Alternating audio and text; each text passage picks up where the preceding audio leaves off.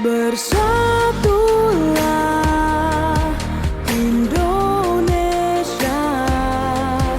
jangan pernah terpecah belah. Walau kita berbeda, walau kita tak sama, Radio Republik Indonesia, kita Indonesia sesungguhnya.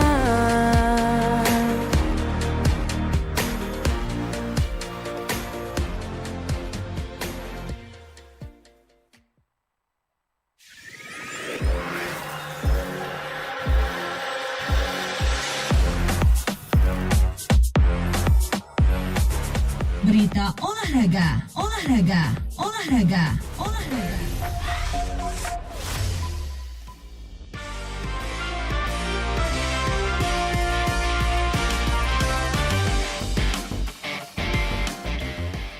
Selamat siang pendengar dan pemirsa RRI Sumeneb.net, tepat pukul 13 waktu Indonesia Barat. Kami sampaikan berita olahraga edisi hari ini, Senin 6 April 2026, bersama saya Refka Karhi.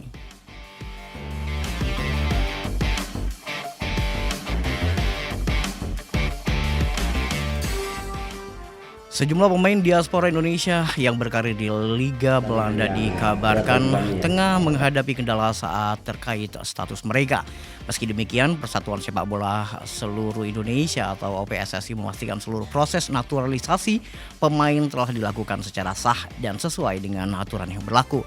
Ketua Badan Tim Nasional Sumarji menginformasi kondisi tersebut.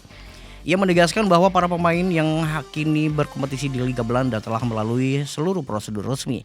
Menurutnya keputusan mereka membela Indonesia merupakan bentuk kecintaan terhadap tanah air. Sumarji juga menyampaikan para pemain diaspora telah menunjukkan dedikasi tinggi saat memperkuat tim nasional, terutama dalam pertandingan-pertandingan penting. Mereka bahkan rela mengorbankan berbagai fasilitas yang sebelumnya dimiliki demi menjadi warga negara Indonesia.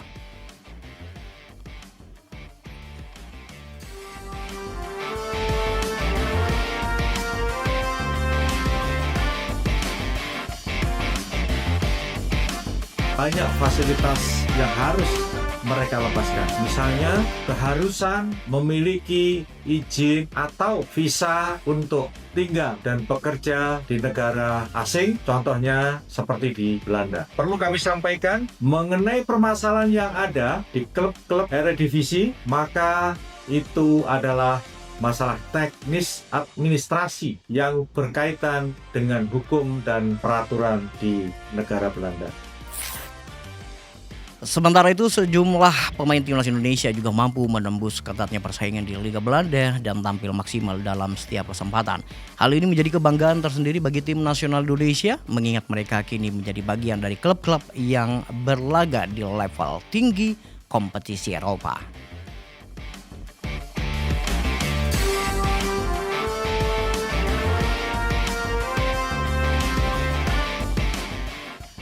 Informasi selanjutnya pendengar, Madura United kembali gagal meraih kemenangan meskipun tampil menyerang serta menciptakan banyak peluang ke gawang Borneo FC dan harus menelan kekalahan ke-14 musim ini.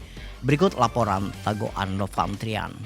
Yang berat bagi kami ya, karena kami harus menghadapi tim yang berpeluang untuk bisa menjadi juara. Laskar Sapekrab masih melanjutkan puasa kemenangan di Super League setelah takluk atas Borneo FC 1-3 di kandang sendiri Stadion Gelora Madura Ratu Pamelingan Minggu 5 April 2026.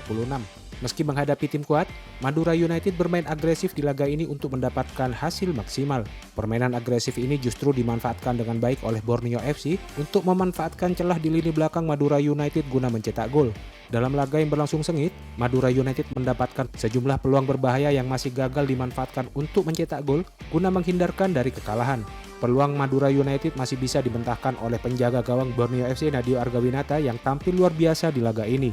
Usai pertandingan, caretaker Madura United Rahmat Basuki mengatakan, pertandingan berlangsung cukup sengit dan berat karena tim tamu memiliki kualitas pemain dan kolektivitas tim yang bagus. Permainan menyerang yang diperagakan Madura United dengan sejumlah peluang yang tercipta di pertandingan ini masih belum bisa berbuah hasil positif.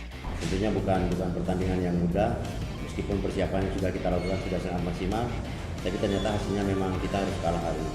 Yang paling kelihatan tentunya masalah finishing ya. Kita lihat secara statistik dan coba teman-teman media juga cek di beberapa media.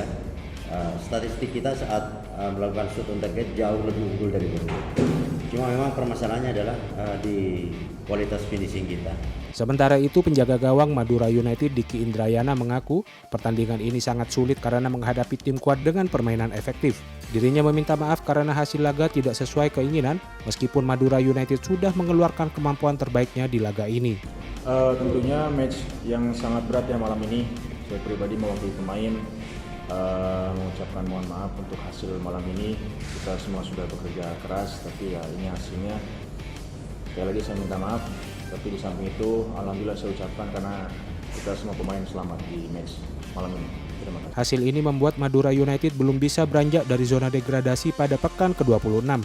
Di laga mendatang lanjutan Super League, Madura United akan menjamu Persik Kediri dalam derby Jawa Timur pada hari Sabtu 11 April mendatang.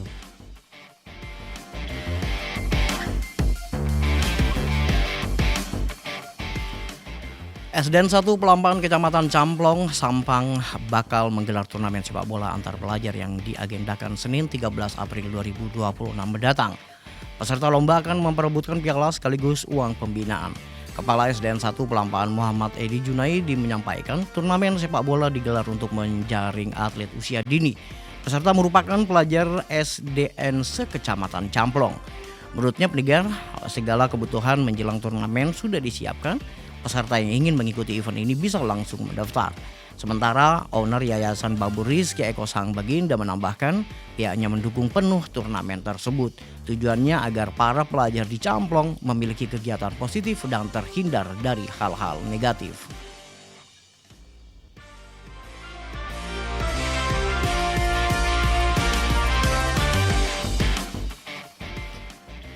Guna menjaring karateka berbakat, Federasi Olahraga Karate Do Indonesia Forki Kabupaten Sumeneb menggelar kejuaraan sekaligus seleksi atlet 2026.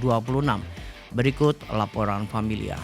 Federasi Olahraga Karate Do Indonesia Forki Kabupaten Sumeneb menggelar kejuaraan sekaligus seleksi atlet 2026 sebagai langkah menjaring karateka berbakat. Kegiatan yang berlangsung di Gor Ayani Panglekur Sumeneb ini merupakan agenda tahunan strategis untuk mempersiapkan delegasi menuju kejuaraan provinsi Kejurprov dan Pekan Olahraga Provinsi Porprov mendatang.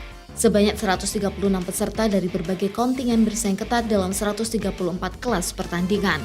Ketua Harian Forki Sumeneb Ahmad Santoso menjelaskan bahwa ajang ini merupakan fondasi utama dalam memetakan potensi atlet di wilayah tersebut. Partisipasi berasal dari berbagai kelompok mulai dari kontingen HKC dan Kodim dengan masing-masing 34 kelas hingga keterlibatan institusi pendidikan seperti SMP Negeri 3 Sumeneb dan SD Negeri Panangkungan. Artinya atlet-atlet yang kita dapat di kejuaraan ini nanti akan kita promosikan untuk sebagai atlet Forki Kabupaten Sumeneb. Karena kita nanti program 2026 itu ini awal untuk pemilihan atlet, nanti kita akan godok untuk persiapan bisa meraih satu medali di Porprov itu. Ini adalah kebanggaan bagi kami Forki bahwa pembinaan selama ini kita memang kita lakukan secara maksimal. Santoso menambahkan selain fokus pada prestasi, kejuaraan ini berfungsi sebagai instrumen penguatan pembinaan atlet secara berkelanjutan. Integrasi antara klub atau dojo dan sekolah diharapkan mampu menciptakan ekosistem olahraga yang sehat di Sumeneb. Penyelenggaraan tahun ini mencatatkan keberagaman peserta yang signifikan, termasuk keterlibatan unit militer seperti Yonif TP931-KJ dan klub-klub lokal seperti SKBK, Samurai hingga Hercules. Dengan seleksi yang ketat, Forki Sumeneb optimis dapat mengirimkan atlet-atlet terbaik untuk bersaing di level yang lebih tinggi.